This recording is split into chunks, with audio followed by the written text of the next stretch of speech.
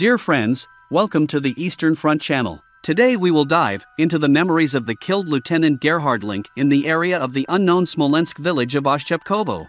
In this video I will show on the Google map the advance and retreat of the German army, in accordance with the diary of the murdered lieutenant. We will trace his path, near Moscow to his last destination, where he found eternal rest in Mother Russia. In his diary, he willingly shared his thoughts about why there was such a difficult situation near Moscow. Perhaps it is the memories of Lieutenant Link that will shed light on the reasons for the defeat of the Germans near Moscow in the winter of 1941. The 87th Infantry Division, which included the 185th Infantry Regiment, belonged to the second wave divisions of the Wehrmacht, formed according to the mobilization plan of 1939 to 1940. They had a large number of career officers with World War I experience who had served in the Reichswehr for many years. In terms of their staffing and equipment, they almost did not differ from the very first infantry divisions of the Wehrmacht. The regiments of the division participated in the 1940 campaign in the West. They had serious combat experience. Despite the serious losses suffered in the winter campaign of 1941 to 1942, about which Link writes in detail in his diary, the division retained its combat potential and fought on the Eastern Front throughout the war, capitulating only in the Courland Cauldron after the fall of Berlin. It should be clarified that during the November German offensive on Moscow, the 87th Infantry Division fought at the junction of the Soviet 16th and 5th Armies and penetrated into the depths of the Soviet defense in the Zvenigorod direction, perhaps the furthest, reaching the bank of the Moskva River east of Zvenigorod. There is almost no mention of civilians in the diary, although its author constantly wrote something down about villages where the regiment's headquarters were located. They just didn't seem to exist for him. Recording his impressions of the battles, Link treated the Red Army soldiers more than critically, not appreciating their fighting qualities, even when his regiment was retreating. He writes much more about the shortcomings of his own army. The Wehrmacht's unpreparedness for frosts, the collapse of supplies, Russian tanks, coupled with the Stalin's organ, they arouse his sincere respect. Well, let's get down to Lieutenant Link's diary. November 15, 1941. This morning, Colonel Carson of the 461st Infantry Regiment took command of our sector of the front. We are moving to new apartments. We will rest until the offensive resumes. The whole regiment has gathered in the village. We are terribly cramped. November 16, 1941. A beautiful sunny day. The snowy landscape is fascinating. However, there is no need to think about complete rest. It is necessary to put up a combat guard so that in this area, rich in forests, we are not taken by surprise. During the day, the frost is still tolerable, but at night it is terribly cold. And each soldier carefully wraps himself in his blanket before lying down on a bed of straw. None of us has undressed since August. Twilight in this region descends by 4 o'clock, and it gets light only at 6:30 in the morning. This morning, the enemy launched an artillery strike on the village of Redkino. Shells fell on the outskirts of the village.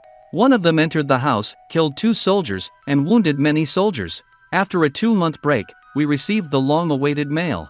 It is a great joy to receive the first greetings from the motherland, since we left the defense line near Smolensk and took part in the big operation of the Vyazma encirclement. We are preparing for an offensive. We are somewhat worried about the upcoming days. If the enemy burns down a few villages, our troops will have nowhere to stay and warm up. A few frosty days were enough to cause diseases and cases of frostbite. Our fighting forces are noticeably decreasing. Winter uniforms are also a big problem. The first batch of winter uniforms arrived late and was distributed only last week. We are waiting for a new delivery. November 17, 1941. It's a fabulously beautiful morning again. The thermometer shows -9 Celsius. It's still not quite calm in Redkino. The fierce roar of guns all the time from Gorbovo. November 18, 1941. The last quiet night before the offensive. The whole day passes in a continuous bustle. We go to bed for a few hours to sleep. What awaits us tomorrow? How will the unusual frost affect our progress? The day has come. We must take part in the encirclement of Moscow. It is possible that after that everything will end for us. We have high hopes for the beginning of the battle. The 3rd Battalion quickly breaks the enemy resistance at the edge of the forest. We are moving along a very bad road to Petrovo. There, according to the testimony of prisoners, field fortifications should be located. We hear the noise of the battle from the left. Soon we see German soldiers approaching the village. Immediately our battalion joins the offensive and penetrates into village Petrovo. The maps are so inaccurate that they are almost impossible to use. We captured many prisoners, destroyed one tank, and captured many machine guns and other weapons. We got into the hands of 2 anti-tank guns of a new type, which we did not know about yet. We captured them along with ammunition. Along the way, there are annoying congestion and traffic jams due to the fact that the neighboring regiment did not occupy the lane assigned to it. On the way, you have to overcome difficulties all the time. The roads are broken by vehicles, heavy carts slide down the smooth slopes. Artillery guns overcome difficult places with difficulty very slowly, despite additional harnesses with horses. Both the lack of forage and the cold effect. In winter all the animals stand in the open air. November 20th, 1941. Due to the bad road, our wagons are far behind us. First of all, we have to pull up parts of the infantry column. However, the order came to continue the movement. So precious hours of daylight pass. We remain with our command post in Gornevo. A regiment with a battalion manages to occupy the villages of Iglovo and Zaviazovo with a sudden attack. Due to the unexpected opening of fire, the enemy suffered huge losses. The heavy guns of the regiment, hidden at the edge of the forest, opened fire on the advancing Red Army soldiers who intended to occupy these positions. In a small area there were more than 30 killed and 6 machine guns disabled. The Russians have heavy losses in the trenches and shelters. About 250 people were captured. Our losses are 2 wounded. It's hard to believe. I was uneasy all day. I think a cold was creeping up on me. The temperature outside reached -10 yesterday and -7 Celsius today. Gray clouds covered the sky and the sun. It is strange that so far Russian artillery has not fired from either the Oreshki area or the Vyshchenki. Probably, the enemy has few guns and concentrates them on the main blow area. At the same time, the activity of the volley gun, which in the soldiers' language is called the Stalin's organ, is increasing. We ourselves have not experienced its effects yet, but we often hear from afar the continuous roar of blows. They say that the moral effect of exploding rockets is stronger than the real action and is incomparable with our mortars. Our neighbors on the left are not fighting very well. All the time there are places that are not protected from the enemy. November 21st, 1941. In the morning we go to Torkovo. Along the way, I have the opportunity to look at the field where the fight took place yesterday and take some photos. In the afternoon we have to get to the Sasunia. In Torkovo, for the first time, Soviet artillery opened disturbing fire. Unfortunately, we lost several men, horses, and other military supplies. During a conversation with Major General Lut, rocket shells flew in our direction.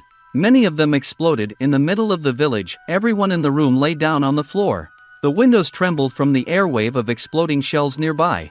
The window frame is broken, dirt and smoke rise in a column. Senior Lieutenant Tumler, Lieutenant Canis, and Lieutenant Muller were wounded in the house. Groans and screams of the seriously wounded can be heard on the street. The losses of the headquarters company are large. Progress through the forest is slow. First it was necessary to clear the road. Senior Sergeant Berthold, my former chief sergeant during the campaign to the west, and a Spanish soldier, died the death of heroes from shrapnel. The command is heard, watch out Soviet tanks. A heavy KV tank has already appeared on the road, which was mentioned in one of the last Soviet leaflets. Our assault cannon, located in front, will not be able to do much damage to him. Fortunately, the sappers managed to blow up the tank. Suddenly, from the side, in the bushes, the same tank appeared. The brave sappers destroyed it with a thermite mine. When we reached the edge of the forest, we saw that we had lost our way. The Russian artillery hits the command post of the 3rd Battalion very accurately. There are direct hits. Along with many people from the battalion headquarters, Wildhagen from artillery communications team was killed. I caught him in the last moments of his life. We released the Sasuniha village and occupy it. The middle regiment on the right occupies settlements at the same height. We are going back to Torkovo. Tired, we settle down in the house where the frame flew out today. The holes were plugged with boards and hay. At night, a barn caught fire, in which 85 horses of the 8th transport column were standing. The cause of the fire remained unknown. Obviously sabotage took place. Most of the horses were burned. One blow, and the transport column belonging to the regiment disappeared. I do not know which loss could be harder. It is impossible to get horses without damage to other parts. You can't get the precious harness at all. We demand that an anti-aircraft squad be attached to fight tanks, since anti-tank guns are powerless against heavy tanks, and medium anti-tank guns attached can only conditionally have an effect. At dawn, the anti-aircraft squad arrives with 188mm and 220mm anti-aircraft guns. I accompany him to the front line, to Sasuniha village, and equipping a new regiment command post. The enemy is attacking the 173rd Infantry Regiment. Sometimes the noise of battle is heard. The 2nd and 3rd Battalions are advancing on Cermino. The 2nd Battalion moves from village Zaviazovo to Sasunia and arrives there just at the time when a message arrives about the enemy occupying the initial position near the village. A quick strike of a rifle company and assault guns and the enemy is defeated. 60 Russians killed, remain on the battlefield, 100 captured. Around noon, the 2nd Battalion joins the rest of the battalions ready to attack Cermino. In the area that we captured, it comes to skirmishes with enemy units thrown back to the north. Several tanks are shelling German positions. Anti-aircraft gun knocks out the T-34. The tank burst into flames. The offensive presents an inspiring picture. The whole regiment is marching in an open field from the forest to the village. Assault artillery, anti-tank guns and anti-aircraft guns help with their fire. Aptly dropped shells of assault artillery disable several anti-aircraft guns on the outskirts of the village. Suddenly, a T-34 appears from behind the houses and turns, spewing fire at the chain of our shooters. He is taken under fire by anti-tank guns of all calibers and anti-aircraft guns standing a little apart. This crazy tank turns between the soldiers and tries to crush them with his caterpillars. You can only be saved by a dexterous leap to the side. 1 or 2 soldiers die a terrible death. The steel monster's tower was apparently jammed. In any case, he shoots only from his machine gun. The projectile of a light anti-tank gun hits the exhaust pipe. Fire bursts out of the tank. The engine is smoking, but the tank rushes forward at high speed. In the end, one chain jumps off the running gear, the tank is spinning in place. The next shell smashes the second caterpillar, the T-34 stops. Meanwhile, the first companies are already in the village and are pursuing the fleeing enemy with fire. Cermino is in our hands. The Istria-Zvenigorod highway has been cut. Lieutenant Strabel, he stayed in Sasunia, survived terrible hours. Strong formations of Russian infantry flooded the road connecting both battalions and threatened the village. Telephone wiring is cut in places. Those who tried to fix it are shot. Shortly after this incident, I, along with the lieutenant from 1st Division of the 187th Artillery Regiment, were returning back. In one ditch we found a burning motorcycle sidecar. 2 soldiers are lying in the blood-red snow. Separate disturbing artillery fire and blows of the Stalin's organ fell inaccurately, far from the village, in the field. 1/3 of the T-34s were destroyed from 50mm anti-tank guns on the eastern outskirts of Cermino. In the evening we always warm up and rest tired. These are hours of unforgettable, refreshing slumber. It is necessary that one of the staff officers should always be awake, sitting by a dim lamp. November 23, 1941. Today is Sunday, we're staying put. But Sunday peace is not felt in our headquarters, the phone rings too often. Come and are sent back. Constantly someone comes and goes to the battalion. Minor disturbing artillery fire is observed in the field, our sappers are working on the road. A group of scouts was captured. November 24, 1941. The offensive continues. But soon the company was forced to stop, in front of the enemy's fortified positions in the forest. We are suffering huge losses, there is no way out. The head of the company, Lieutenant Richter, died on the Zvenigorod-Istra road. I am looking in desperation for the 6th Company sent to help, and I meet the 11th Company left without a commander and scattered. It took me a lot of work to put it in order and put it back into operation.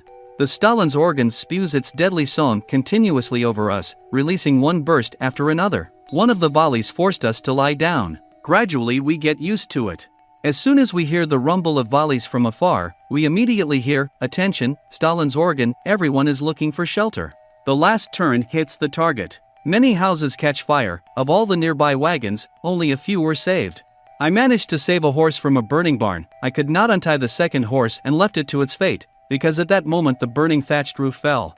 Heavy losses were caused by enemy actions and diseases. The combat power of our troops is weakening every day. If 14 days ago there were 70 people in the company, today there are only 40, tomorrow there will be only 35. Some start counting the days when